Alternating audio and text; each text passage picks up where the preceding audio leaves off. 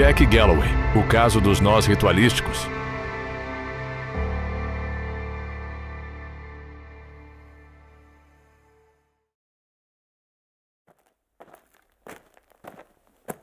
E se o último momento de uma vítima não fosse apenas violência, mas uma mensagem?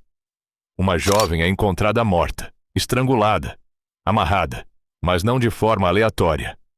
Os nós no corpo dela seguem um padrão, quase como um ritual. Nada naquele crime parecia comum.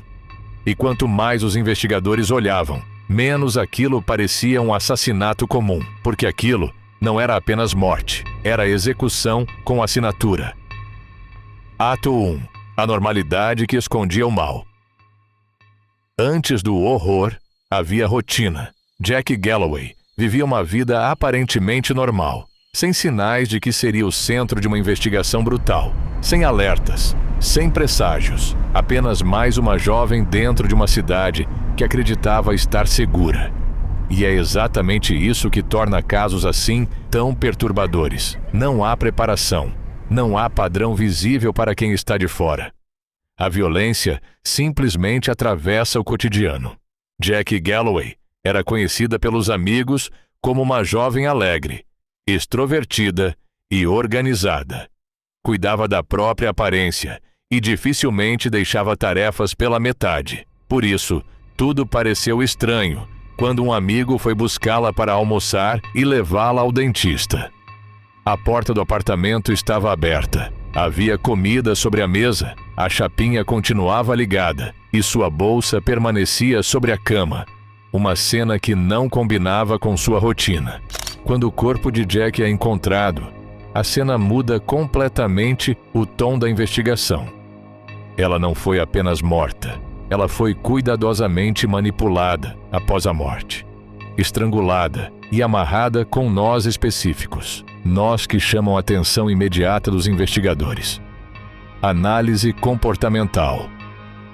O uso de padrões repetitivos em cenas de crime pode indicar mais do que violência impulsiva. Pode sugerir necessidade de controle, ou até uma tentativa de transformar o crime em algo legível para o próprio autor, como se a violência precisasse seguir uma estrutura interna, algo além do impulso, algo quase ritualístico. Ato 2. O momento em que o mistério se torna inegável. A descoberta do corpo muda tudo. O caso deixa de ser tratado como um homicídio comum. Agora existe um padrão. E padrões assustam investigadores, porque padrões sugerem repetição, e repetição sugere intenção. Os nós usados no corpo de Jack não são aleatórios. Eles seguem um estilo específico. Algo que chama a atenção de especialistas, porque não parece apenas funcional, parece deliberado, quase simbólico. A investigação começa a buscar conexões. Quem teria motivação para deixar uma assinatura?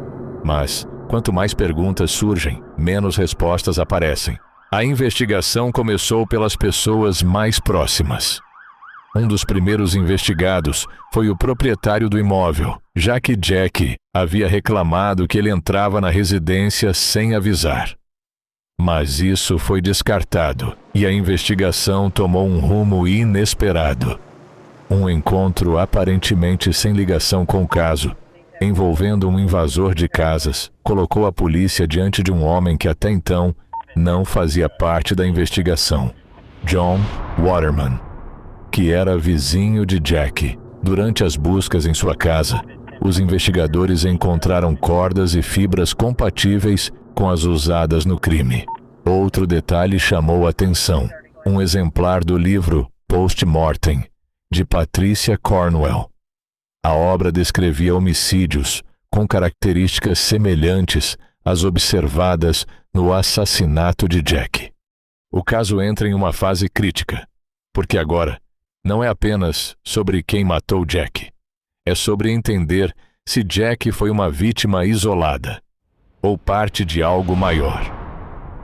Análise comportamental. Quando um crime apresenta elementos ritualizados, investigadores frequentemente consideram duas possibilidades. Ou o autor está tentando impor controle psicológico sobre a vítima, mesmo após a morte. ou ele está construindo uma identidade através do próprio crime. Em ambos os casos, o ato deixa de ser apenas violência e passa a ser comunicação. Ato 3. A reviravolta que ninguém esperava. A possibilidade de um criminoso em formação. Alguém cujo padrão ainda estava evoluindo. Mas mesmo com avanços, o caso nunca se torna completamente simples. A brutalidade da cena, o padrão dos nós e a forma como Jack foi deixada levantam debates até hoje. Sobre intenção, sobre simbolismo, sobre controle. Embora o livro nunca tenha sido considerado uma prova, ele reforçou o conjunto de evidências. Algumas reportagens da época chegaram a descrever Waterman como um serial killer em início de atividade, sugerindo que Jack poderia não ter sido sua única vítima. Análise comportamental.